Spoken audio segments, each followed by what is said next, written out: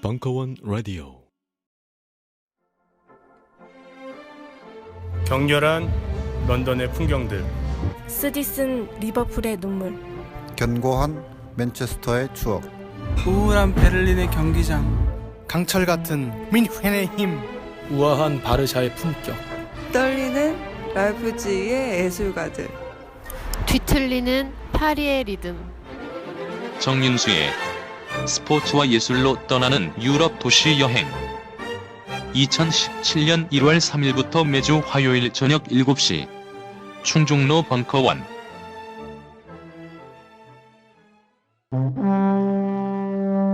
철학 박사 강신주의. 더 필로소피. 국가는 불가피한가. 일부. 2016년 9월 8일 강연. 지금도 참 재밌는 게 경상도에 강연을 가면은 강연장에서 국기에 대한 경례가 시작을 해요. 박근혜 정부 들어와가지고. 그러니까 우리 옛날 멘트랑은 좀 달라요. 뭐 이렇게 나는 자랑스러운 태극기 앞에 조국과 민족의 무궁한 영광을 위하여. 예? 뭐였죠? 몸과 마음을 바친다 이런 거예요, 사실. 근데 그게 조금 뭔가 수정주의고 모던하게 좀 바뀌었을 뿐인데 요진즉슨 몸 바치자. 국가를 위해서 몸 바치자. 이 논리거든요. 그러니까 충성의 논리죠, 사실은. 이걸 너무 당연하게 여기죠. 그래서 옛날에 이제 강연 갔을 때 그냥 해요. 그냥 그렇게 해요. 그러면 이제 그런데 강연의 첫 멘트가 그거죠. 촌스럽다고. 쪽팔리다고. 인간들이 있고 그 다음에 인간들의 삶을 편하게 하기 위해서 어떤 국가들이 있어야 되지. 인간들은 다 죽어도 돼요. 국가만 유지되면 돼. 이런 논리가 전체주의 사실 논리거든요. 그런데 사실 여기서 자유롭지 않아요. 여기 계신 분들도 자유롭지 않을 거야. 그 이제 철학 공부하거나 인문학 공부하는 사람들한테서 시금석이 국가에 대해서 뭔 개소리야 하고 비판을 할 수 있어야 돼요. 그건 진짜 중요한 거예요. 신에 대해서 노라고 할 수 있고 국가에 대해서 노라고 할 수 있고 아버지에 대해서 노라고 할 수 있는 게 궁극적으로 그 철학이나 인문학 공부하는 그 하나의 성취예요. 그 임재 스님 얘기를 안 해도 부처를 만나면 부처를 죽여야 된다. 부처를 만나면 부처를 죽여야 된다. 스님이 그 얘기를 하잖아. 당연하죠. 내가 성불 하려고 그랬는데 내가 부처가 돼야 되는데 누군가 다른 부처 시타르타를 모시고 따르면 자기가 어떻게 부처가 돼요? 그저 지난번에 이제 금선사에서 일요설법을 해서 그때 한 세네 분 와가지고 승소라 그러죠. 사찰에서는 이제 국수를 승소라 그래요. 승소. 중도 웃는다. 중승자에 웃을소자 써서. 중들도 똑같은 거예요. 기숙사 생활하는 여학생들처럼 군것질. 정해진 시간에 밥 먹는 사람들은 여러분들의 영양분의 대개는 군것질에서 오는 거 아세요? 이거 군대 가서 깨우쳤어요. 군대 가서 중간에 먹지를 못하잖아. 너무 배가 고파요, 막. 돌아보니까 우린 계속 뭘 먹죠. 몇몇 그 여학생들이나 그 여성인 그 제자들을 보면은, 초콜릿을 먹기 위해서 다이어트를 하는 아이도 봤어요. 뭐, 특이한 사람들이 많아요. 그 일요설법 거기서 갔다고요. 갔는데 이제 불교가 가장 나쁜 게 이제 발버둥인데 제가 봤을 때 촌스러운 발버둥이 기독교 벤치마킹을 많이 해요. 찬송가 대신 찬불가도 만들고 뭐 이렇게 했는데 사실 촌스럽죠. 그리고 이제 설법이 다 끝난 다음에 거기 이제 법안 스님이 이제 사람들한테 성불하십시오 이래. 참 웃기죠. 말도 안 되는 소리죠 뭐. 찬불하고 있는데 성불하라고 또 그러고 막 헷갈리죠. 네, 그리고 막 노래도 재밌어요. 우리 불교에서 삼보라고 그러거든요. 불법승 들어보셨나요? 삼보. 부처, 그 다음에 법이 불법, 그러니까 가르침, 승력, 불법승. 이 세 가지 보물이니까 소중하게 여겨야 되죠. 근데 이걸 만든 것들이 뭐냐면 중들이 만들었거든요. 시주하라는 얘기예요. 근데 그 노래에도 불법승 얘기를 또 한다고. 그래서 뭐 참 재밌죠. 중생들이 성불하면 사찰에 안 가요. 내가 부처인데 거기 가서 왜 인사를 해. 그러니까 이게 사실은 아이러니죠. 근데 그 아이러니가 이제 불교 내에서는 있기 때문에 그나마 낫고, 기독교는 죽었다 깨나도 신 안 되고 예수 안 돼요. 거기는 그냥 심판받으려고 거기 들어가는 거니까. 거기 뭐 인문학적 희망은 전혀 없죠. 그렇게 사는 사람은 살아도 되는 것 같아요. 뭐 비슷한 것 같아요. 그래서 뭐 어디를 가서라도 그렇게 얘기하셔야 돼요. 일단은 그냥 그렇게 시작하시면 돼요. 그냥 나는 국가를 부정한다. 이렇게 얘기를 하면 여러분들은 훌륭하신 분이에요. 물론 상대방의 분위기가 안 좋으면 굉장히 도저한 수준이에요. 그거는. 그래서 오늘 이제 국가에 대해서 이제 한번 보게 될게요. 이제 살펴볼 거예요. 일본의 번쩍이는 사람이죠. 가라타니 고진. 중요한 사람이에요. 굉장히 중요한 사람이에요. 최근에는 그 도서출판 빈가 거기서 이제 고진 판권들을 다 가져서 내는데 번역을 그닥 못하는다라는 그 실망감들은 있어요. 그러니까 이제 뭐 일본어가 그렇게 어렵지는 않거든요. 우리랑 어투가. 그러면 이제 국어가 안 돼서 그러는 건데 읽는 데는 지장은 없어요. 근데 초창기 때 이렇게 개별 뭐 송태욱 씨라든가 뭐 이런 분들이 일본 근대문학의 기원 뭐 이런 거 썼을 때 번역은 유려하거든요. 진짜 글 잘 써요. 굉장히 잘 쓰는데 그 양반의 하나의 정의죠. 수탈과 재분배의 기관이 국가다. 여기서부터 벗어나면 안 돼요. 여기서부터 생각을 하면 돼요. 다 세금들 내시죠. 여러분들 음식 먹을 때 여기에 다 세금 들어있다고요. 우리나라 같은 경우는 이 간접세가 아주 치명적이죠. 그래서 나쁜 나라예요. 여기에 무조건 붙어 있어요. 일본에서 물건 사보신 분은 아실 거예요. 물건을 사고 세금을 내요. 일본은 책이 1000엔짜리라 그럼 1000엔을 내고 세금도 내. 일본 사람들은 당신들이 지금 세금 내는 걸 주지를 시켜줘요. 근데 우리는 모든 제품에 이미 들어가 있는 거예요. 이게 들어가 있죠. 그리고 아직은 괜찮아요. 아직은 괜찮아요. 또 이제 돈을 많이 벌게 되면 세금을 이제 내는데 그 세금은 내야 되는 거예요. 그냥 무슨 말인지 알죠? 수탈이라는 말에 이상하게 생각하시면 안 돼요. 수탈은 내가 앙탈을 못 부리는 거예요. 그냥 뺏기는 거야. 그냥 뺏는 거예요. 그냥. 군대 갔다 왔어요? 군대 갔다 왔어요? 안 갔다 왔어? 군대 왜 가요? 가야 되는 거예요. 무슨 말인지 아세요? 우리 조선조 시대 때 뭐가 있냐면 조용조가 있었다고. 쌀 바치고요, 부역 뛰고요, 특산물 바치는 거야. 우린 조용조라는 거 들어보셨죠? 그 세 개. 그것들이 너무 많이 수탈을 하니까 밀란도 일어나고 막 뭐 이랬었던 거 아니에요. 그 메카니랑 별 차이는 없어요. 우리 세금을 낸다고요. 이해되세요? 국가에서 수탈하는 거예요. 원초적으로. 우리가 내고 말고를 결정하는 게 아니라 그냥 내는 거예요. 그냥 내야 되는 거예요. 그러니까 어느 날 올해는 돈 좀 벌었는데 공동체를 위해서 돈을 좀 한번 내볼까? 이런 게 아니에요. 그냥 정해져서 내는 거예요. 이게 이 원초적인 문제에서부터 먼저 고민을 해야 돼요. 국가를 이해를 하는 데 있어서. 일단은 수탈이다. 모든 게 그렇지만 종교단체도요. 돈이 중요하죠. 굉장히 중요한 거예요. 돈이 중요한 거예요. 사실 중들은 놀잖아요. 목사는 논다고. 노동을 안 해요. 이 새끼들이. 그러면 뭘로 먹고 사느냐. 승려들이. 종교 지도자들이 뭘로 먹고 사느냐. 이 문제를 고민해 봐야 된다고. 딴 사람한테 와야지 된단 말이에요. 사찰 유지비도 있고 겸사겸사 있죠. 큰 사찰이나 큰 목사들 보면 큰 차 몰고 다니잖아. 기름 비싸잖아요. 그건 어디서 왔을까? 그러니까 그걸 안 보려고 그런다고. 안 보는 게 편하니까. 마찬가지예요. 어떤 놈이 일은 안 하는데, 생산적인 일은 안 하는데 먹고 산다. 그렇다면 돈은 어디선가 들어와야 된다고. 종교를 이해하는데 가장 소중한 거는 경제학적 사유를 하는 거예요. 그러니까 교회에 딱 가서 헌금이나 돈이 어떻게 흘러 들어가는지를 가만히 봐. 무슨 말인지 알죠? 그걸 가만히 보다 보면 여러분들은 교회 안 다니게 돼 있어요. 이게 뭐야? 이거 뭐지? 이런 느낌이 든다고. 이해되시죠? 국가도 똑같다고요. 국가도 똑같은 거예요. 대통령서부터 많은 사람 졸라게 일하는 척 하지만 실질적으로는 직접 생산활동은 하지 않죠. 예. 이 사람들의 봉급은 어디서 들어올까? 여러분들이 내는 거예요. 그러니까 수탈이에요. 원초적으로. 이것서부터 출발하자는 거예요. 가라타니 고진이 탁월한 게 그런 거죠. 국가가 그냥 국가가 있었고 뭐 고구려 있었고 백제 있었고 조선 있었고 대한민국 있고 북조선 인민공화국 있고 미국 있고 뭐 이렇게 그냥 있다라고 이렇게 실체로 막연하게 전쟁도 할 수 있고 이런 아마추어에서 벗어난 거예요. 국가라는 건 수탈과 재분배의 기구다라고 딱 정의를 내리는 거예요. 이해되시나요? 출발은 여기서부터 출발하셔야 돼요. 무슨 말인지 이해되시죠? 네, 수탈과 재분배.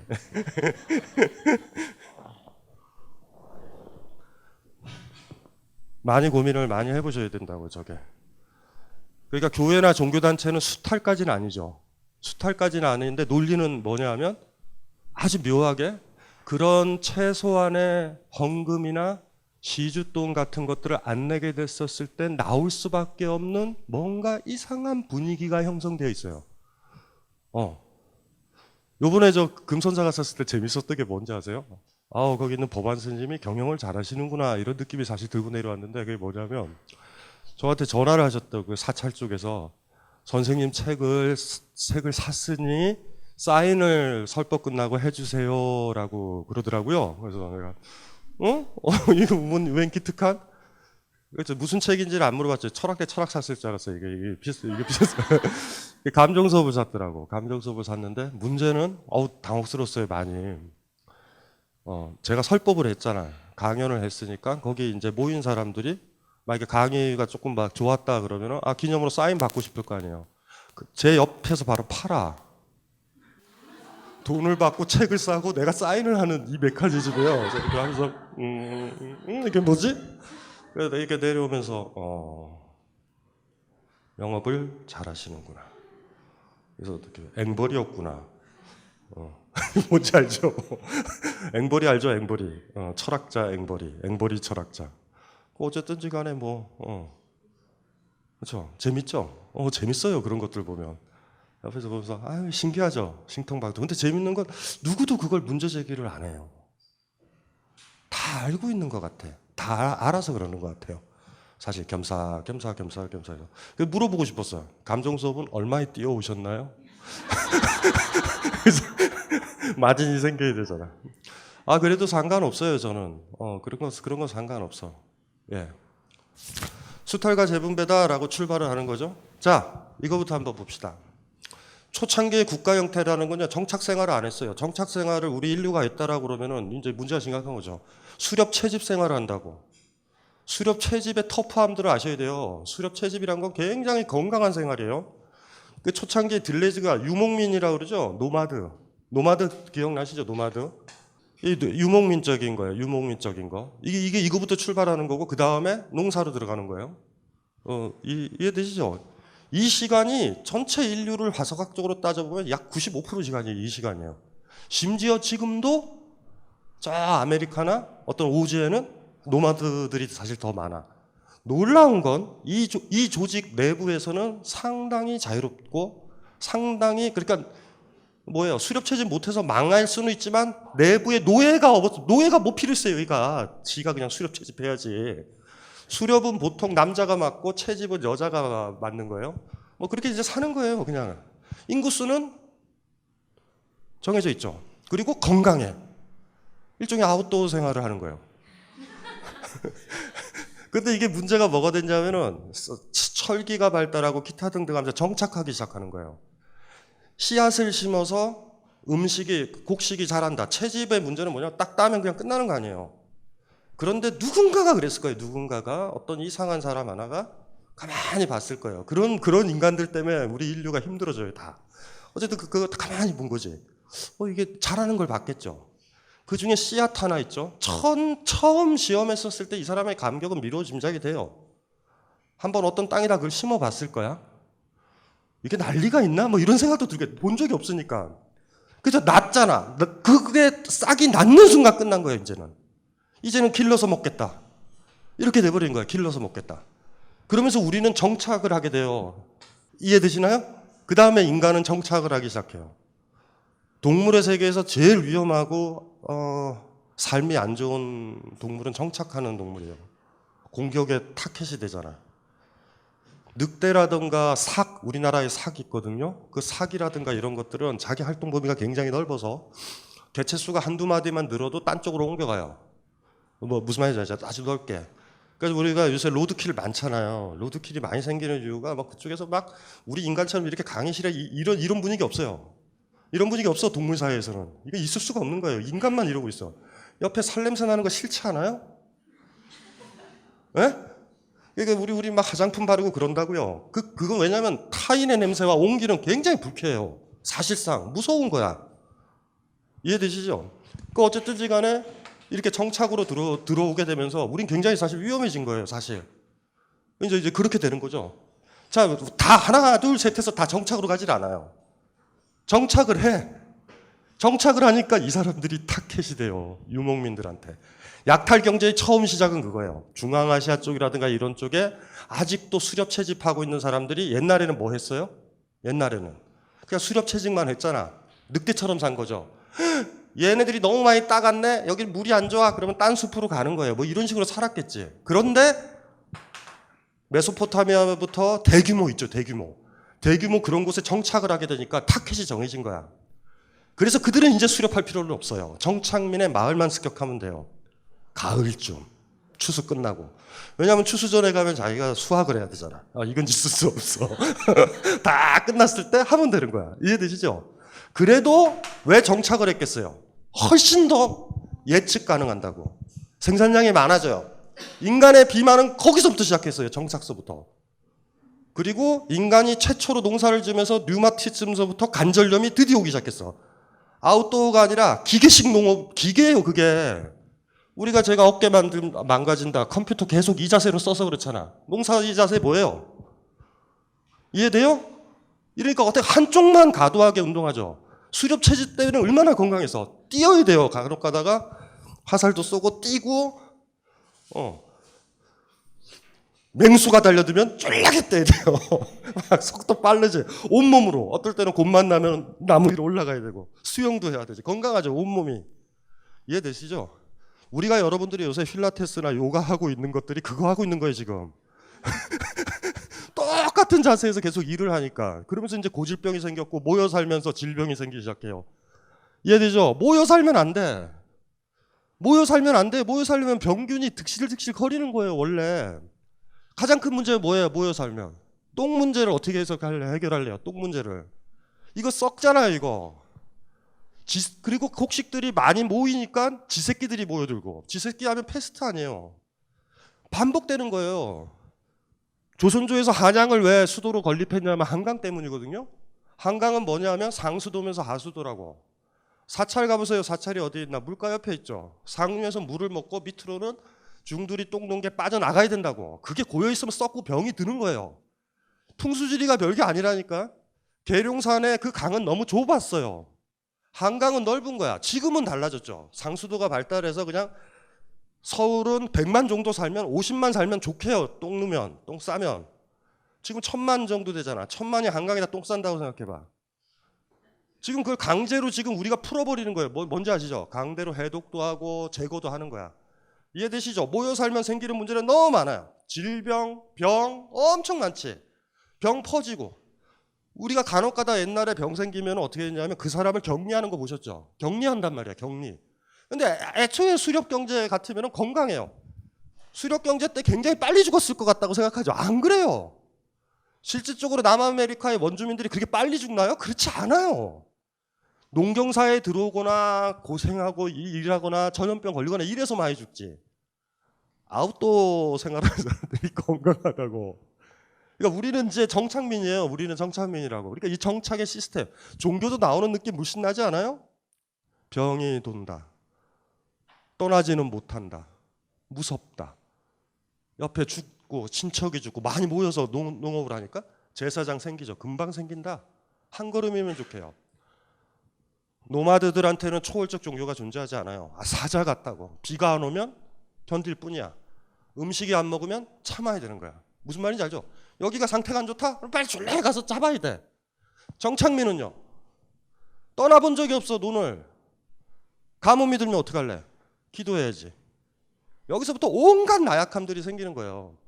들레즈가 책에서 유목민을 강조하는 이유가 그래서 그래. 그 건강함들. 그러니까 농사 짓는 거와 자본주의에서 직장 생활하는 게 별 차이가 없다는 걸 아셔야 돼요. 직업병 있죠. 육체의 특정 부위만 쓴다고 우리가. 제가 무슨 말을 하는지 아시겠죠? 네. 채집을 해야 된다고. 여자도 채집을 해야 돼요. 무슨 말인지 알죠? 농사와 채집은 달라. 채집은요 허리를 굽혀서 이러지 않아요. 꼿꼿이 서서 바구니를 메고 따고 요 밑에 있잖아. 그걸 왜 따? 미쳤다고. 딴 데 가면 되지. 농사는 여 안에서 수확을 해야 되기 때문에 허리를. 시골에 와서 할머니들 봤어요? 농사 짓는데 제일 힘든 게 뭐예요? 고추밭. 와, 고추밭은 죽음이에요. 고추밭은 뭐냐면요, 수확하거나 김매거나 그거 딸 때 졸라게 더울 때 해야 된다고. 거기 할머니들 허리 콕 숙여가지고 멀리서 보면 짐승 같아요. 고슴도치. 허리도 안 펴지세요. 매년 고추밭에서 일한 할머니들의 허리는요 휘어져요. 그냥 노마드 여인이면은 결코 있을 수 없는 허리의 휘어짐. 자연에 살아서 허리가 휘어진 게 아니라니까요. 집단으로 일을 하기 때문에. 그리고 농업으로 특화된 육체를 가지고 산 거예요. 농사 짓는 몸과 직장에서 일하는 몸, 운전하는 몸, 자본주의에서 몸들 있죠. 그거랑 차이가 뭐가 있어요? 부품화돼서 움직여서 전체적으로 좋아하는 상실되고 한쪽만 가대해지고. 우리 그런 거 아니에요, 다. 그렇죠? 우리 다 안경 쓴 거 있잖아요. 이게 병폐 아니에요, 저를 포함해서. 예? 안경을 왜 써요, 안경을? 옛날에 지금 몽고의 어떤 부족들은 아직도 시력이 8.5를 유지하는 부족이 있어요. 우리 눈은 그래야 된다고, 수력과 채집이면. 그래서 옛날 고대 서사시를 보면 재밌어요. 뭐 저 멀리서 까마귀 2마리나 독수리 2마리가 싸우는 얘기가 있다? 심해 있을 수 없지. 우리는 보이지도 않는데. 이해돼요? 제가 어렸을 때 1.5가 평균이었고, 제가 이제 50대 있으니까 2.0인 아이들이 간혹 있었어요. 2.0인 아이. 2.0인 아이들은 세계가 어떻게 보일까 신기하죠. 8.5는 진짜 벌레에 대한 이야기가 서사시에 왜 나오는지 아시겠죠? 개미가 수컷 개미가 암컷 개미를 후리려고 해. 뭐 이렇게 듣고 있을 수 있었다고. 이해되죠? 건강한 거예요. 육체의 기능이 고도로 발달한 거야. 근육, 다리, 근력, 수영. 10종 경기를 하는 거예요, 옛날에는. 물론 생활을 위한 10종 경기겠지만 그래도 건강하죠. 그래서 까먹지 말아야 된다고요. 농업이 자연과 같이 있다 이렇게 생각하시면 안 돼요. 그건 굉장한 착시효과예요. 우리한테는 뭐냐 하면 특정 부위에 몸만 움직이게 되면 우리 시스템에 이미 들어와 있는 거예요. 이게 문제라고. 여기서부터 이 정착이 된다고요. 여기서부터 온갖 가지 이제 문제들이 벌어지고, 당연히 이제 시스템은 이제 잡히죠. 여러 가지. 농업은요, 농사 짓는 사람이 있잖아. 농사는 양이 많아요, 사실. 여러분들이 혼자만 먹고 살려고 그러면 어느 정도 주어진 땅에서 농사만 지면 생존에는 아무 지장 없어요, 사실. 이해되죠? 그러니까 잉여 생산물이 처음으로 태어난 게 농사를 지으면서 이 농경 생활을 하면서부터 생기기 시작하는 거예요. 잉여 생산물. 잉여 생산물 이게 문제지. 요걸 가진 새끼들이, 요걸 독점하는 새끼들이 나온다고. 국가는 이렇게 탄생한다고요. 농업 경제와 국가는 같이 가요. 그래. 그 처음서부터. 무언가 생긴다고. 잉여 생산물의 문제죠. 아메리카 인디언들의 지혜는 뭔지 아세요? 축제를 굉장히 많이 한다. 그리고 축제를 많이 해서 잉여 생산물을요, 축제를 할 때 다 없애버려요. 사람들은 그러죠. 선교사들이 거기 아메리카 가서 당혹스러운 거야. 이 미친 것들이 왜 그러지? 저축을 해놓으면 굶을 때 먹으면 되잖아. 근데 알아요, 이 사람들은. 차라리 굶더라도 억압이 생기면 안 돼. 이거 굉장히 소중한 거예요. 예, 축제를 많이 해요. 그 지혜를 아셔야 돼요. 축제는 그 공동체에 생겼던 잉여 생산물을 거의 소비를 해버려야 돼. 그거를 고스란히 가지고 있잖아요. 그럼 그걸 가지고 있는 사람들이 그 권력을 장악하게 돼 있어. 어떻게 생각하세요? 예, 수탈과 재분배라고 얘기했잖아. 그 잉여 생산물이 있어야 수탈을 하는 거예요. 잉여 생산물이 있는 거예요. 농사를 딱 지으면서 잉여 생산물이 생기면 수탈을 해. 그 다음에 재분배를 하죠. 뭐 재분배가 뭐겠어요? 강계산업. 중국의 역사가 뭐냐면 우임금 아시죠? 우임금이 유명한 게 홍수를 막았던, 농사를 짓는데 홍수는 치명적이잖아, 황하강. 그 강들을 정리를 했던 사람이에요. 강들을. 치수산업이죠, 치수. 기억나시죠? 그래가지고 치수산업해요. 왜 하죠? 그 다음에 또 수탈하려고.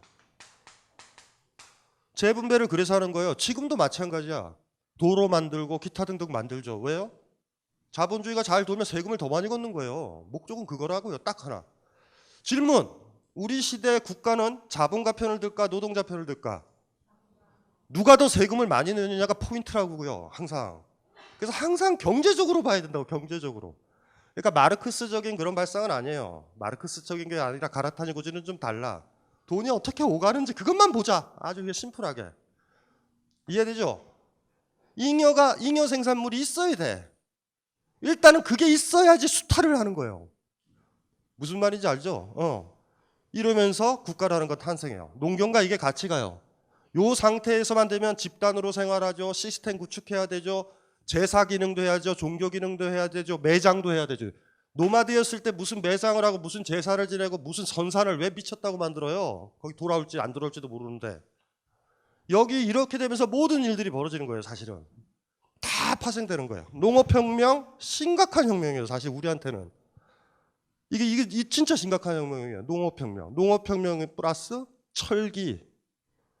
그러니까 딱 결합하면 농업혁명은 일어나거든요. 옛날에 그랬을 때도 좋았어. 나무로 있죠? 청동기? 못 써요. 다 달아서. 철기 있죠, 철기. 철기 굉장히 중요하거든요. 철기는 타인도 죽일 수도 있지만 땅도 죽일 수도 있고 땅을 뒤집어 엎을 수 있어요. 심경이라고 그러죠. 땅 깊숙이 가가지고 있죠. 확 뒤집어 엎어버리는 거예요. 그래서 농사 지을 수 있다고. 그럼 비옥하게 자라는 거예요. 옛날에 나무 가지고 나무쟁기 가지고 그 뭐 얼마나 깊이 파겠어요. 지력이라는 게 있죠. 땅 파보시면 아실 거예요. 실질적으로 나무가 자라고 영양분 공급되는 거는 20cm, 30cm도 안 돼요. 그리고 우리가 산 같은 거 파거나 뭐 어떤 공사하다가 산을 하면은 바로 조금만 내려면 바위 바로 나오지 않아요? 이렇게 여행 가다 보면 표피에 표피. 근데 그걸 뒤집어 엎는 게 철기가 필요하다고. 정착 생활하죠? 농사 짓기 시작하죠? 그렇죠? 그다음에 또 뭐예요? 철기 딱 들어오면서부터 잉여 생산이 나온다고. 요게 이제 인류사의 문제인 거예요. 요 부분이. 인류가 가졌던 1차 동물과 완전히 달라지는 그 지점. 좋아진 건지 아닌지는 여러분들이 고민을 해야 돼요. 무슨 말인지 알죠? 기르는 거. 무서운 거다? 기른다라는 거? 돼지도요 사냥해서 먹던 시절이 있었고요. 집에서 기르는 건 다르다. 농사를 지으면서 그 일이 벌어진 거예요. 소 있죠? 옛날에 버팔로 그냥 사냥해서 먹으면 됐잖아. 그런데 내가 이동을 못하니 어떻게 돼요? 고기는 먹어야 되면 길러야 되죠. 기르는 거예요. 이제 길러서 잡아먹는 거야. 이 무자비성이 나온 거예요. 윤리적이지 않아. 죽이기 위해서 기른다라는 거. 야, 이것도 매력적이죠? 예. 그래서 지금의 돼지들을 보세요. 그 강건했던 그 다리들은 어디로 가고. 지금 사내가 북한산에 있는 멧돼지들은 그나마 돼지의 아우라가 있잖아. 이들은 굉장히 강건하거든요. 허연 돼지들 있죠. 인간이 하도 품종 개장을 많이 해서 털도 아예 안 나게. 털도 하나 없이. 뭐 그런 거 많죠. 많죠. 그 일 안에 개도 있는 거예요. 개도. 최근에 몇몇 상태 안 좋은 사람이 뭐라 그러지? 그 용어를? 아주 고상한 동반? 아니야. 반려 같은 소리 하고 있네. 막 그런 정신승리적 단어를 만들죠. 원래 목적은 그런 거예요. 개도 잡아먹어야 되는 거야. 원래 우리는 그렇게 시작한 거야. 유럽도 그랬었던 거야. 다 그랬어요. 왜? 뭔지 아시겠죠?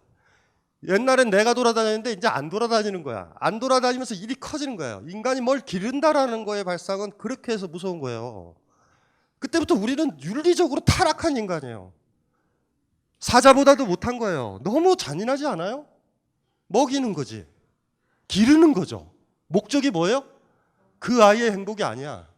더 살을 찌워서 먹여야 되는 거야. 이 동물의 최고의 관건은 뭔지 아세요? 다이어트 해야 돼.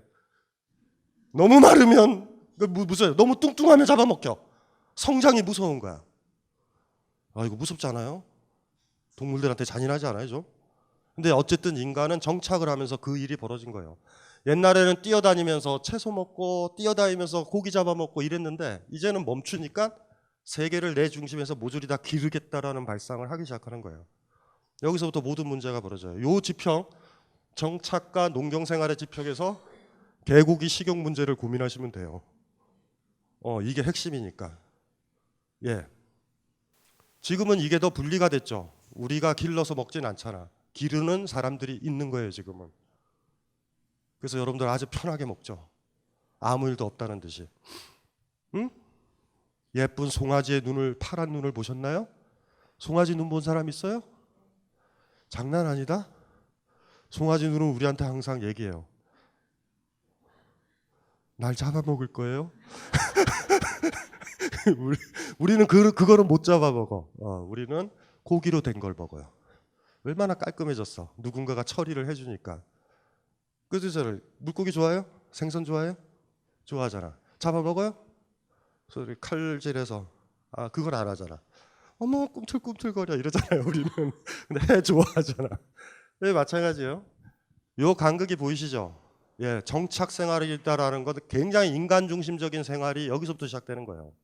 세계를 내 중심으로 재편하는 거예요. 다 끌어당겨서 식물도 식물 입장에서도 다 황당한 거죠. 그렇죠? 무슨 말인지 알죠?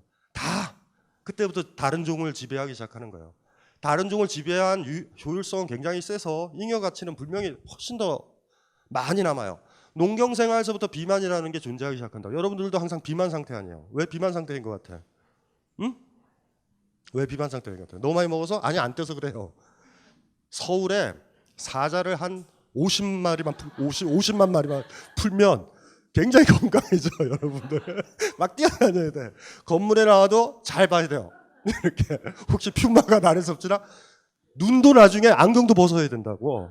눈이 계속 시력이 발달해요. 0.5에서 1.5 봐야지 사니까. 무슨 말인지 알죠? 오늘 이제 강건해지는 거예요. 요 생활이에요. 노마드의 이 생활을 한번 사유 실험을 해보시고, 아니면 뜻하는 분이 있으면 해외여행 갔을 때 미국, 뉴욕, 런던요, 파리, 우리랑 비슷해요. 자본주의화 돼 있기 때문에. 남아메리카를 가야 되고, 저 태평양의 섬 하나로 기들어가야 돼요.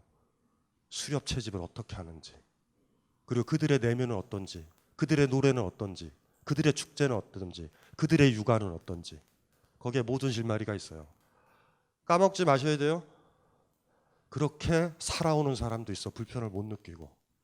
대부분 그리 살아왔어요. 하지만 정착, 농경, 국가 생기면서 문제는 심각해져요. 이제는 국가 내부 시스템에서 국가가 이렇게 당당하게 주장했죠. 내가 너희들 통제하고 관계 사업도 하고 잘 돌볼 거야. 그런데 너무나 궁핍해진다. 딴 국가를 공격해야지. 여기서부터 대규모 전쟁이라는 게 벌어지는 거예요. 계속 이제 그 다음서부터요. 일파만파예요. 요 경계선상이 중요한 거예요. 정착민과 유목민. 들레즈의 정치 철학, 역사 철학 책의 주저가 청계의 고원이에요. 청계의 고원. 청계의 고원에서 가장 중요한 게 노마드와 정착민이라고. 왜 들레즈가 이 노마드에 사로잡혔는지 아시겠죠? 이게 그냥 이게 잘못 이렇게 이해를 하면요, 아, 원시 시대 아니야 이렇게 생각한다고. 그런 게 아니에요, 절대. 그러니까 바로 저 부분이 없어진 거야. 궁핍했지만, 아니, 궁핍도 안 했어요, 사실은. 잘 살고 있으니까, 영양 상태 충분하고 이동할 수 있으니까. 이쪽 사람들이 이렇게 넘어온 거예요, 지금. 우리는 여기에 길들여져 있는 거예요. 우리가 반성하기가 힘들죠. 이쪽 때 국가 존재하지 않아요. 국가 없어요. 오늘 다룰 사람이 누구냐면 홉스랑 클라스트르인데, 클라스트르라는 사람 정치인류학자예요. 정치인류학자. 남아메리카에 가서 그 인디언 사회를 보면서 이 결론에 이르죠. 이 인디언 사회는 국가에 대항하는 사회라고. 국가가 생기는 걸 원천에 막으려고 모든 문화, 모든 간섭, 모든 예절, 정치 제도를 만들었던 곳이라고. 클라스트르의 국가에 대항하는 사회, 중요한 책이에요. 번역도 잘 돼 있고 굉장히 중요한 책이죠. 오늘의 주된 관심은 클라스트르예요. 클라스트르. 피에르 클라스트르의 국가에 대항하는 사회. 홉스는 누구냐? 홉스는 씹기 위해서. 홉스는 씹기 위해서 다룰 뿐이에요. 홉스는 너무 진부한 얘기고, 박정희도 이런 얘기했어요. 홉스적인 얘기. 다 해. 이거는 국가를 강조하는 사람들은 다 하는 것 같아요. 그래서 이제 이 노마드에 대해서 한번, 인디언 사회에 대해서 한번, 국가가 없는 사회에 대해서 한번 고민을 해보는 거죠. 오늘은 그러니까 좀 커요. 테마가 좀 크다고. 이해되시죠? 예. 그 전에 가야라는 국가를 아세요? 가야라는 작은 국가가 생겼어요. 이게 지키고 있잖아. 그리고 신라가 있잖아요. 신라가. 정착 상태에 있고, 이들의 시스템은 이제 너무 뻔하죠. 대다수는 농사 짓는 거고, 이 농사 지은 것들을 조용조든 뭐든 수탈을 해서 왕족들은 만들고 사는 거예요. 이해되죠? 그 돈으로 궁궐도 만들고 사는 거야. 그리고 여기에 기생해서 화엄종이나 이 인간들은 뭐 하겠어요 또? 예? 다시 또 돈을 받아가지고 금부처도 만들고 이러고 사는 거야. 그냥 이런 양쪽이 다 그렇게 살아요. 무슨 말인지 아시겠죠? 신라가 위기에 빠졌다. 그 해 생산량이 현저히 떨어졌다. 그리고 재분배를 더 이상 못하게 됐다. 가만히 있으면 밀란이 일어나죠. 요 조건에서 제일 좋은 건 전쟁이라고. 가야를 공격한다고 합시다. 이겼어. 이기면 어떻게 돼요? 이 사람들은 신라에 있는 사람보다 등급이 낮아지겠지. 이해되죠? 그리고 그렇게 해서 통일이 하나가 됐다. 이렇게 신라가. 그러면 이제 시스템이 어떻게 되냐면 처음엔 대등하게 이렇게 싸웠잖아요. 싸우다가 이제 신라가 가야를 병합한 신라는 이렇게 된다고. 신라 기득권 세력들, 가야에서 약간 투항 세력, 밑에 되겠죠? 저항 세력, 뭐 이렇게 되겠죠. 아니면 가야 민중까지 하면 등급이 쫙 정해질 거 아니야. 요때까지만 해도 이 사람들은 알아요. 우리 아버지가 전쟁에서 져가지고 우리가 이렇게 신분이 낮게 더 많이 일을 하게 신라 계급사회에 편입됐다는 거 알 거 아니야. 이게 몇 년이나 가겠냐고. 시간이 지나면 다 신라 사람이라고 생각한다고요. 교육을 받아서. 여기 가야 출신들 많아. 신라에 복수할 수도 없어요. 신라가 없어졌기 때문에. 이게 대략 난감이다. 시간이 200년 지나가지고 여기 가야 사람들이요. 신라를 위해서 목숨을 걸었을 때 어떻게 생각하겠어요? 그때 전쟁에서 죽은 가야의 그 선조는. 저 병신 새끼들. 우리는 이렇게 해서 여러분들이 대한민국의 국민까지 내려온 거예요, 지금. 이해되세요? 이거 얼마나 슬퍼. 이게 슬프잖아. 이게 몰라, 지네들이. 그리고 이제 신라 국기가 있으면 나는 충성을 다하고 대략 난감이에요. 이거 뭐 답이 없어요. 이렇게 해서 국가가 병합되고 넓어지고 이러는 거야. 백제는 또 어디로 갔어요? 뭐 또 일본으로 갔다 그러지 말고 백제 사람들은 또 그렇게 들어가는 거야. 잊어버리는 거예요. 나중에 한 국가가 만들면 그걸 희석을 시키고 교육을 시켜. 우린 고려라고, 우린 조선이라고, 우린 대한민국이라고. 그래야 수탈이 원활해지고 재분배도 원활해져요, 시스템이. 인간과는 무관한 거예요, 이거는. 우린 그렇게 교육받고 훈육받는다고. 요거 생각해 보면은 자기 조상이 김씨 중에 가야인 사람, 지금 뭐 하는 거예요, 지금? 가야의 한이 느껴지지 않아요? 가야산에서 대부분 좌측에서 평야, 지금 요새는 골프장 생겼는데 거기서 전쟁에서 당신의 20몇 대죠 할아버지가 죽었다니까. 쓰러지면서 그랬다고. 이 치욕을 어떻게 갚을까? 지금 뭐 하는 거예요, 지금? 가야국을 복원시킬 생각 없어요? 어떻게 생각해? 좀 애잔하죠? 이래서 이렇게 흡수되는 거예요, 이렇게. 예? 이렇게 흡수되는 거예요, 그냥. 이렇게 흡수돼서 하부 계층으로 들어오는 거예요, 다. 뭐 아주 쉽죠? 국가라는 거는요, 기르는 거랑 똑같아요. 농민들이 농경 생활하에 못 도망가니 그들을 기르는 거 아니에요. 왜 수탈과 재분배를 해? 다시 재분배해서 먹이 주고 또 빼어가야 되는 거 아니에요. 왜 강을 정비하고 이래요? 수확량이 많아져야 세금을 더 수탈하니까. 너무 많이 수탈하면 생산량도 안 늘잖아. 예? 국가가 우리를 키우는 거랑 국가가 국민들이나 민중들을 상대하는 거랑 우리가 개돼지를 키우는 거랑 다름없다. 그래서 최근에 새누리당이나 보수당에서 그런 거야. 구역에서 개돼지. 맞는 얘기예요. 근데 여러분들 갑자기 왜 화가 나냐면 들킨 거지. 내가 도망도 못 가고 씨발 이렇게 사는구나. 이걸 들켜버린 거야, 그냥. 그래서 화내는 거야. 아니 뚱뚱한 여자한테 야 돼지야 그러면 화내지만 날씬한 여자한테 돼지야 그러면 제가 풍만한가요? 이렇게 생각하지. 똑똑한데 너 무식해 그러면 우리 화나요? 응? 무식? 이 얼마 만에 들어본 단어인가? 이러면 되잖아. 근데 화내는 사람 있지. 화내면은 무식한 거예요. 그날 들킨 거야, 나한테. 사람 간보기 쉽다? 이렇게 톡 찔러가지고 화내면 진짜로 맞아. 그렇게 못 도망가요, 개돼지처럼. 국가에 사로잡혀서. 자기 마음대로 못한다? 개돼지 끌고 가듯이 도살장에 끌고 가서 죽이듯이 군대에 끌고 가도 끌려가요. 정신 승리하면서 국가를 지킨다고. 민주주의 국가라고 하면서. 허울이에요, 허울. 민주주의는 개뿔. 그게 무슨 민주주의야. 그냥 끌려가면서. 그 의미도 없지. 불쌍하잖아요, 우리? 그래, 쉬는 시간에 여기 1층에 가서 맥주나 마셔요. 마음을 가라앉혀. 그렇죠. 너무 유사하죠. 우리가 짐승들을 길러서 사육하는 거랑 국가가 우리를 사육하는 거. 간혹 그러잖아요. 체제에서 출산율이 낮다고. 이것들이 씨발 나중에 세금 내야 되는데 출산율이 낮다고. 우리의 적극적인 저항은 애를 안 낳는 거예요. 다 같이 가자. 좋은 방법이에요. 그거 얼마나 세. 어떠세요? 출산율을 제로로 만듭시다. 우리 장렬하게 같이 갑시다. 대통령이랑 같이. 우리가 생산도 못해. 수탈도 못해. 깔끔해요, 사실은.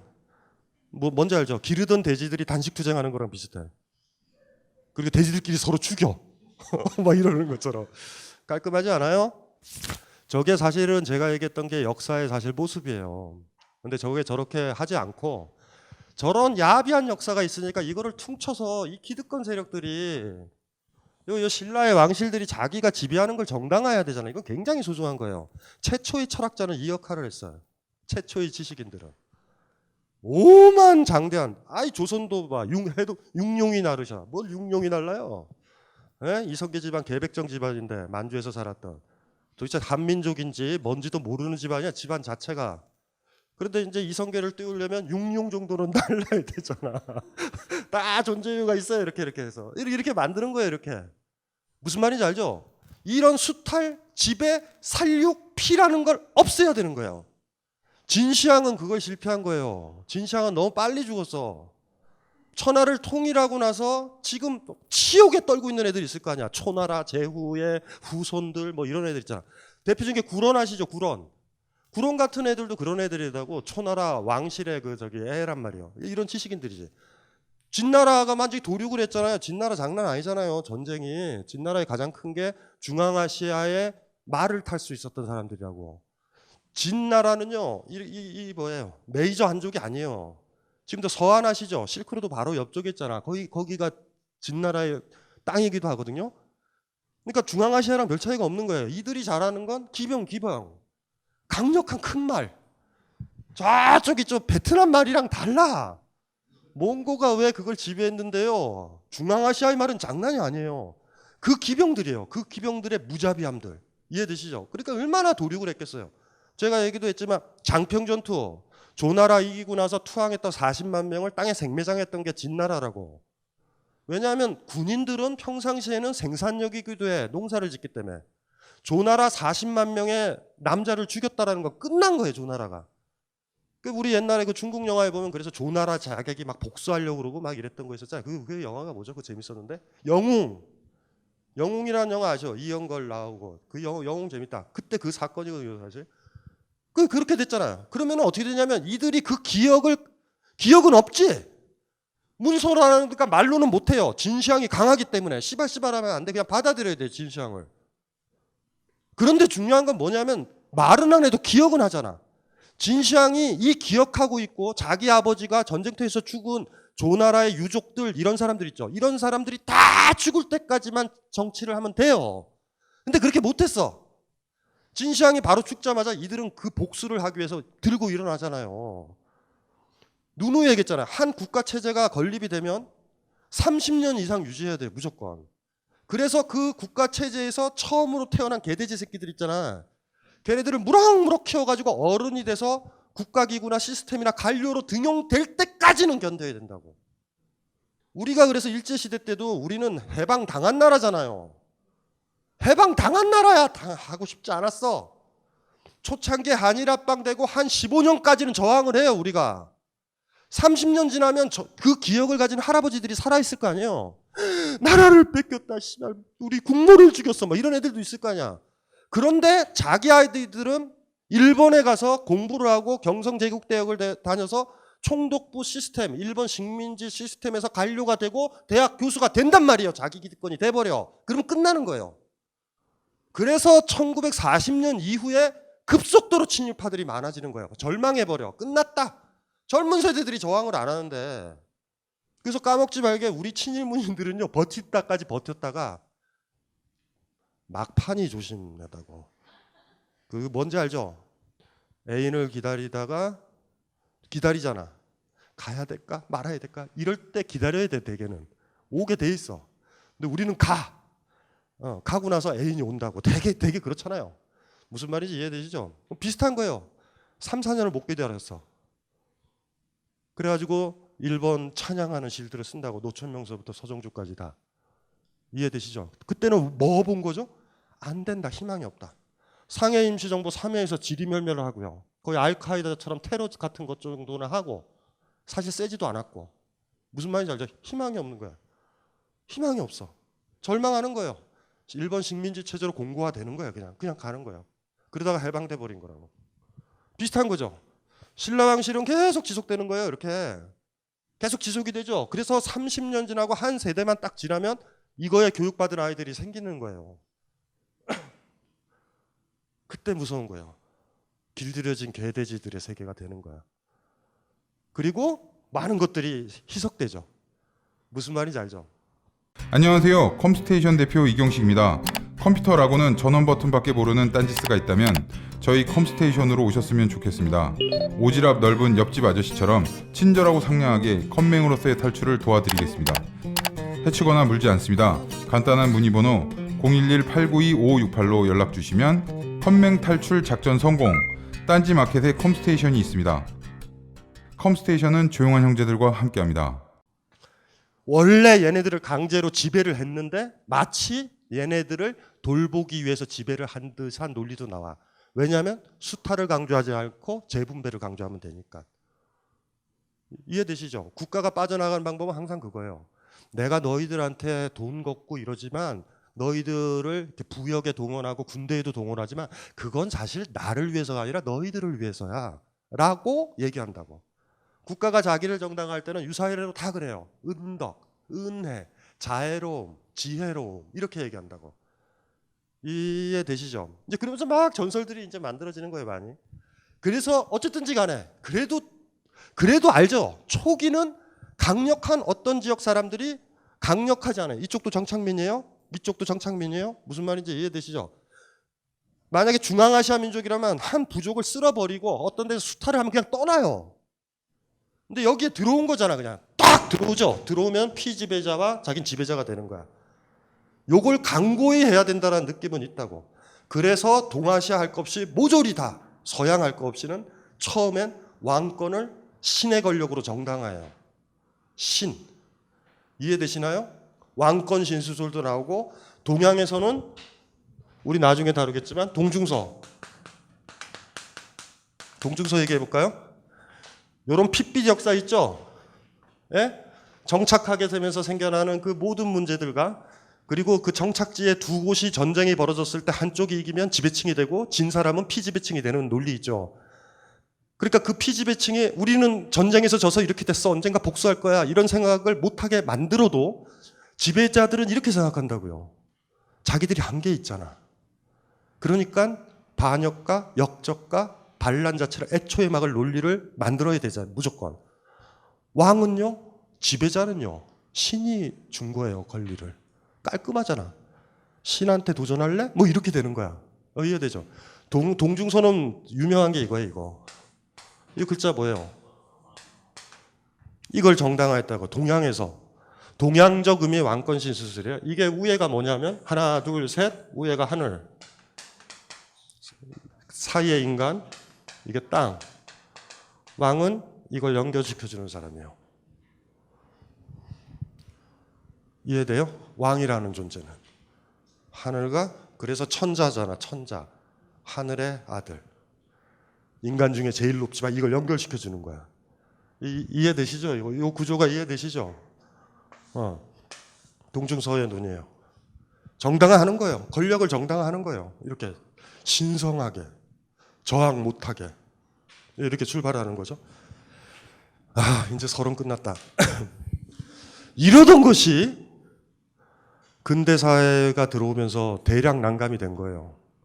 왕권 신수설은 개뿔 이런 종교적 사유가 날아가기 시작하면서 권력을 뭘로 정당할까가 서양 사람들한테는 사활을 건 문제였을 때 나왔던 게 사회계약론이에요. 사회계약론. 사회계약론을 그래서 한번 볼게요. 이거 한번 보세요. 홉스 먼저 볼게요. 138페이지. 이거 재밌어요. 이거 묘한 역사 철학, 정치 철학이 들어가 있는데 138페이지요. 홉스가 이제 사회계약론을 거의 처음에 시작을 하는 사람인데 뭐 이 사람은 뭐 어려운 건 아니에요. 누누이 얘기했잖아요. 더 이상 왕권이라든가 이런 것들로 들어갈 수가 없었던 시대의 근대 사회가 들어온 거예요. 부르주아도 커지고 뭐 기타 등등 뭐 중세적 질서 붕괴되고 신도 붕괴되고 이런 거예요. 아니 그 중세적 질서가 신적 질서고 기독교적 질서인데 그게 부정되고 있고 막 이렇고 막 르네상스 일어나고 기타 등등 막 이런 분위기, 거기다가 자기 스스로 노력에 의해서 상업 자본하고 돈도 벌고 막 이랬던 시절이 왔잖아요.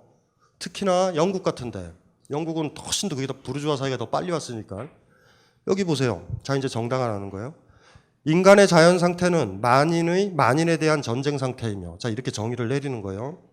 이런 상황에선 각각의 사람들은 오로지 그 자신의 이성에 의해서만 통치되며 자신의 생명을 그 적들로부터 지키고 유지하기 위해선 그가 유익하다고 생각하는 것으로 이용할 수 없는 것, 이용해서 안 되는 것은 없다.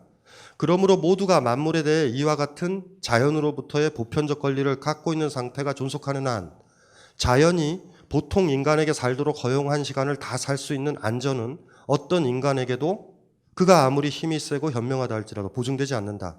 그러나 상호 신뢰에 의한 계약은 어느 쪽이든 한쪽의 불이행에 우려가 있는 곳에서 무효이며, 그러므로 정의의 원천은 계약에 있다고는 하지만 이런 우려의 원인이 제거되기 전까지 실제로 정의는 있을 수 없다.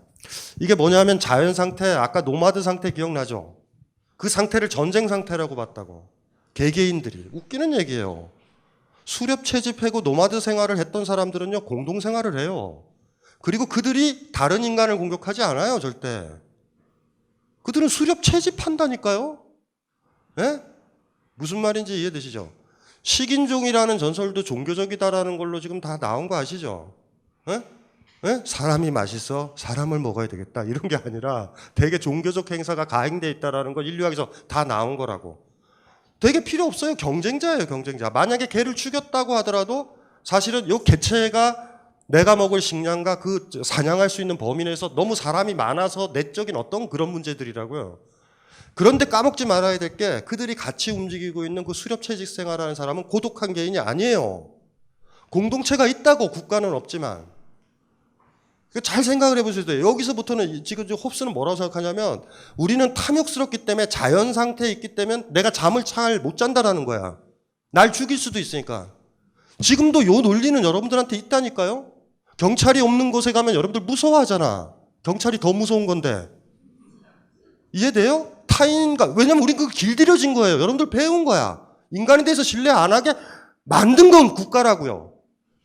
너희들끼리 쇼부 보지 마, 이런 거란 말이에요. 국가가 항상 매개가 되도록 해야 되는 거야. 이것도 비슷한 거죠.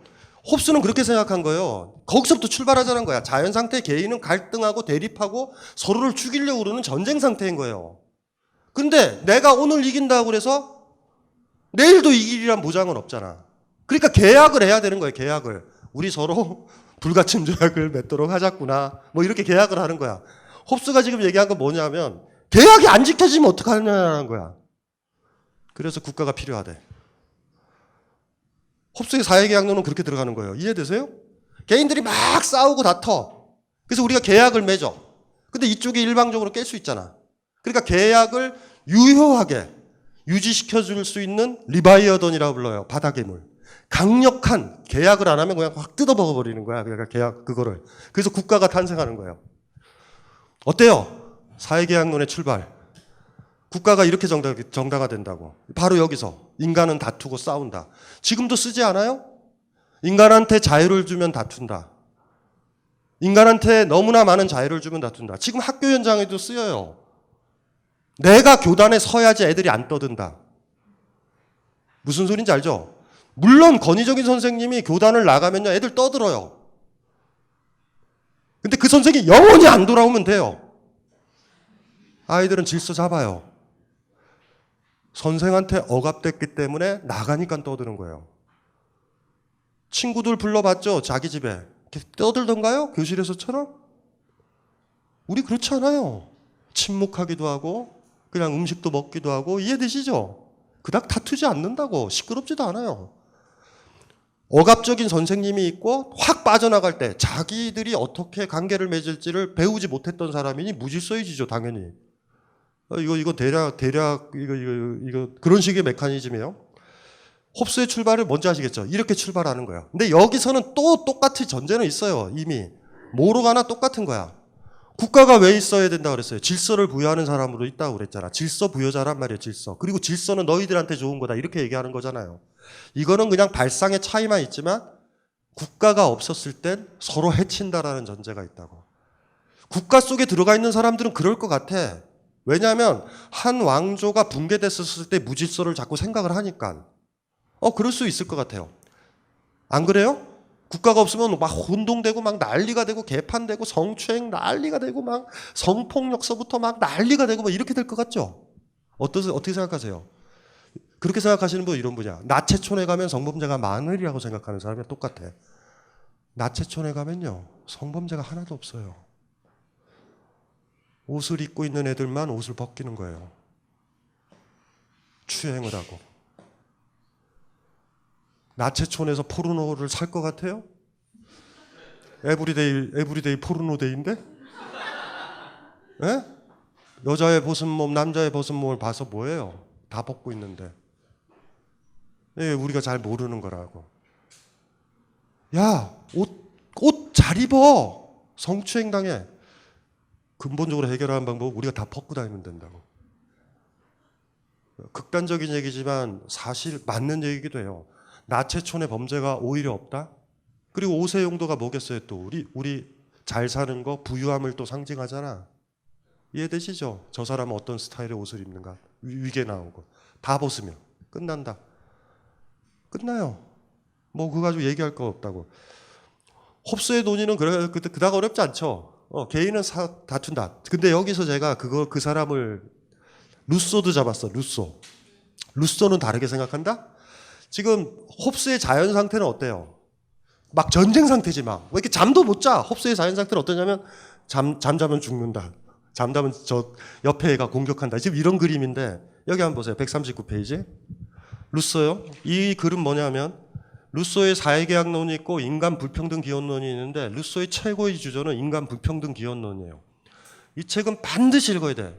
루소는 굉장히 영민한 사람이에요. 글도 잘 쓰고. 인간 불평등 기원론 우리한테는 주저라고 생각하지 않죠. 사회계약론이 주저지. 왜냐하면 인간 불평등 기원론은 폭탄이에요. 폭탄. 한번 읽어보면 이래요. 어떤 자가 폭력으로 지배하면 다른 사람들은 다만 그 주먹에 굴복하여 한탄하며 시달림을 받게 될 것이다.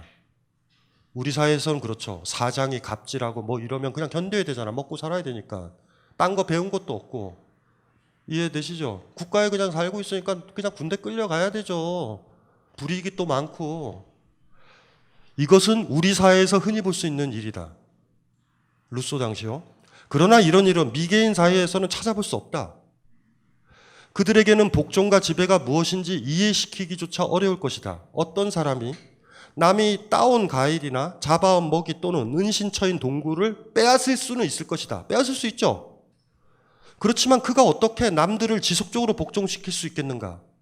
못 도망가게 해야 돼요. 못 도망가게 해야지 노예라도 부리는 거 아니에요. 그 동굴 습격하면 그 사람 어디로 가겠어? 딴 데로 가버린다니까. 게다가 아무것도 소유하지 않는 사람들 사이에 어떤 주종관계의 사슬이 있을 수 있겠는가? 한 나무에서 쫓겨나면 그때는 다른 나무로 옮겨가면 그만이다. 주종관계란 사람들의 상호 의존과 그들을 결합시키는 서로의 욕구가 있지 않으면 성립되지 않는다. 그러므로 어떤 사람을 복종시킨다는 것은 미리 그를 다른 사람이 없이는 살아가지 못하는 처지에 두지 않는 한 불가능한 일이다. 이거 중요해요. 누구를 복종시키는 거는 다른 사람이 없이는 살아가지 못하는 처지에 둬야 돼요. 이거 중요한 거예요. 여자가 가부장제 사이에서 남자가 여자를 지배했던 이유는요. 결혼을 해서 들어오죠. 시집이 오지. 못 먹고 산다고. 전업주부들이 왜 힘든지 아세요? 남편이 아니면 못 먹고 산다고. 그 조건이 갖춰지면 지배를 할 수 있어요. 이거 어렵지 않아요. 조건이 뭐죠? 어떤 사람을 복종시킨다는 것은 미리예요. 그를 다른 사람 없이는 살아가지 못하는 처지에 두지 않는 한 불가능한 거다. 하나 더 단서. 그렇게 지배된 그 사람이 이 메커니즘을 까먹고 있어야 돼요. 남편이 나를 때리더라도 나를 돌봐주고 나한테 먹이를 주고 돈을 벌어온다 이렇게 생각하도록 만들어야 돼. 나를 위해서. 중요한 거예요. 이거 알면 안 돼요. 요거 중요하다고. 와, 이 정도면 영민하죠. 홉스가 어떻게 감히 루소한테 덤벼요. 제가 옛날에 그랬잖아요. 정치와 역사를 이해할 때 가장 중요한 두 가지 개념이 뭐예요? 제가 이거 얘기했죠.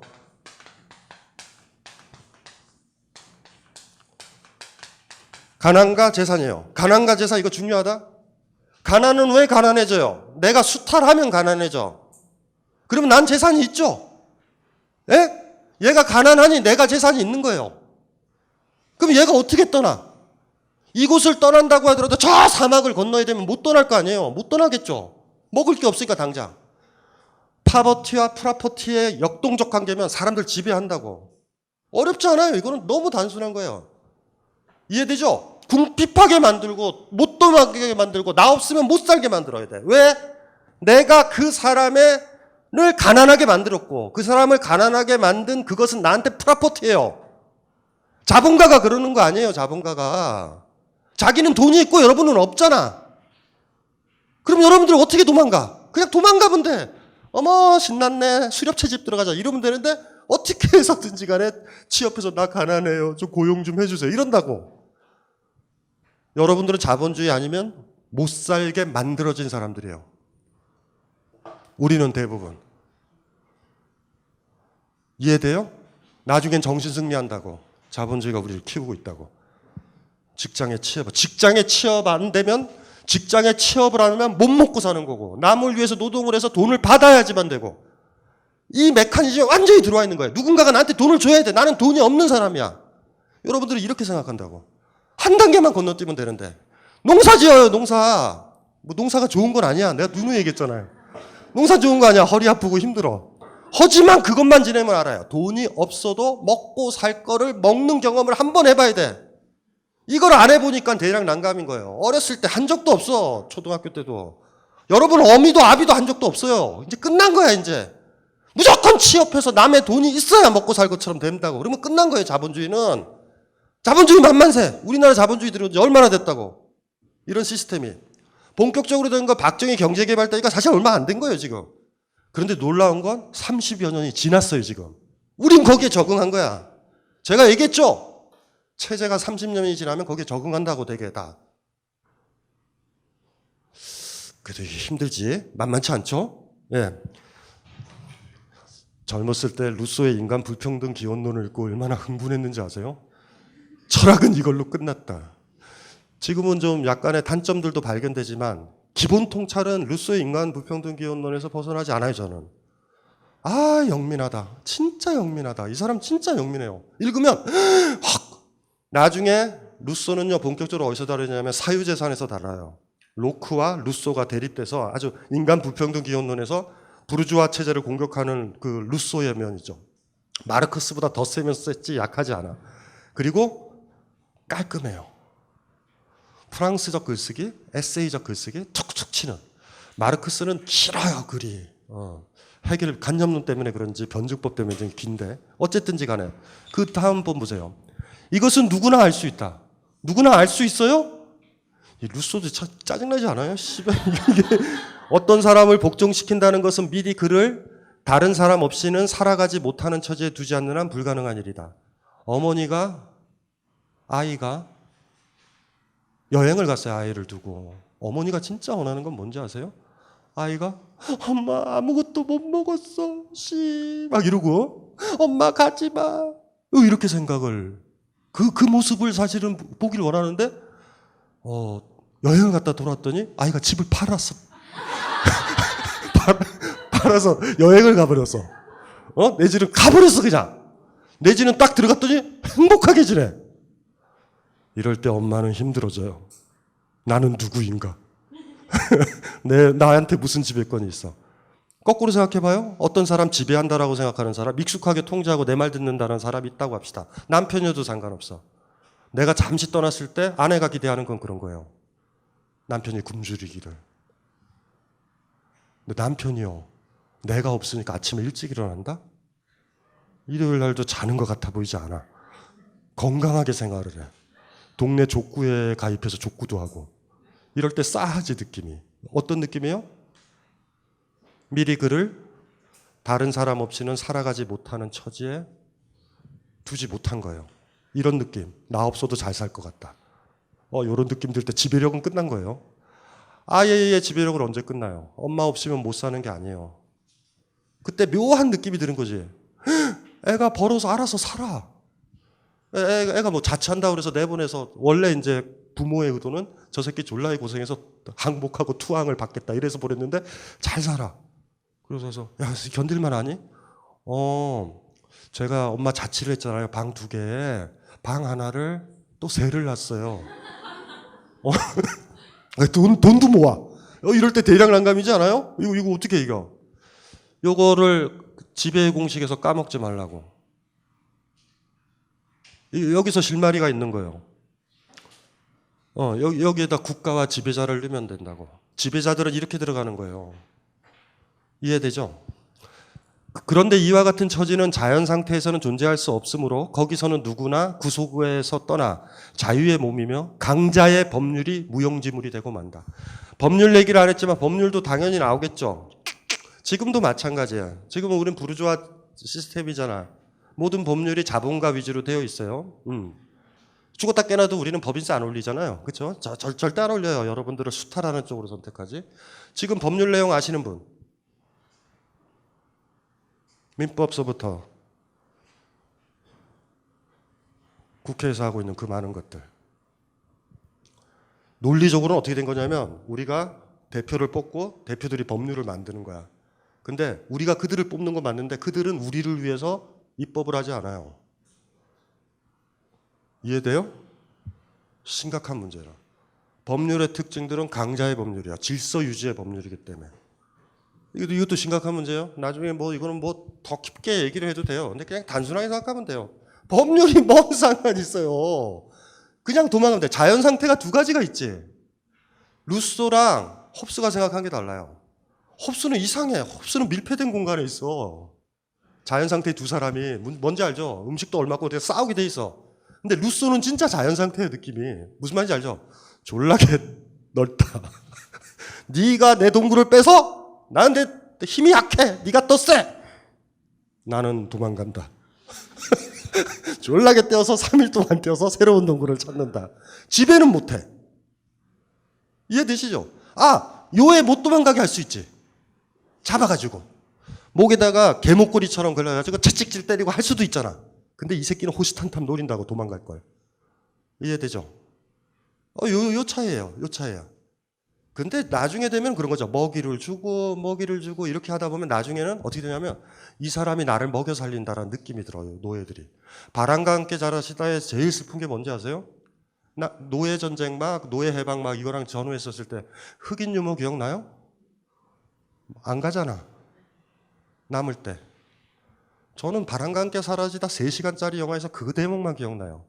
저 뚱뚱이 흑인 여자는 정체가 뭐냐? 완전히 길들여져 있는 거예요. 그냥 지배되는 거야. 아프리카의 야성도 없는 거예요. 옛날에 아프리카에서 잡아왔을 거 아니에요. 그 할머니를. 아버지를. 그게 더 길들여진 거예요. 그렇게. 너 나가. 이제 자유를 얻었어요. 나가도 돼요. 그쵸. 안 나가잖아. 대략 난감이다. 그런 식으로도 되는 거예요. 요게 이제 그 자연 상태에 대한 얘기예요. 제가 왜 처음에 노마드 얘기를 했는지 아시겠죠? 예. 그리고 까먹지 마셔야 돼요. 실질적으로 자연 상태요? 자연 상태?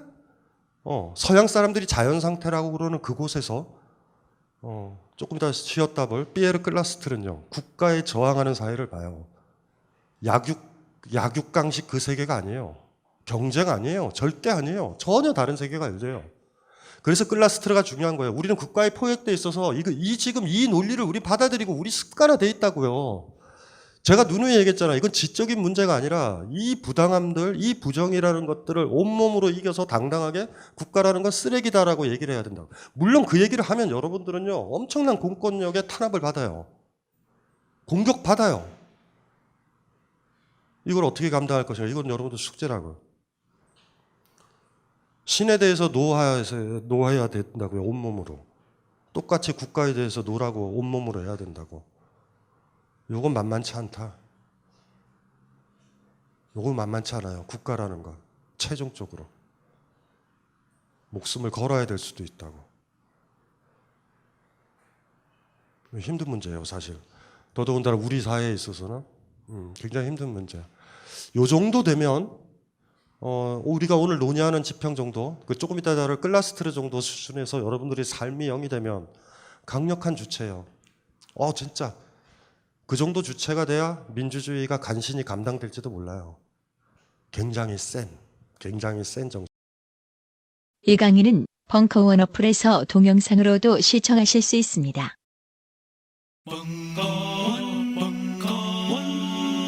벙커원 라디오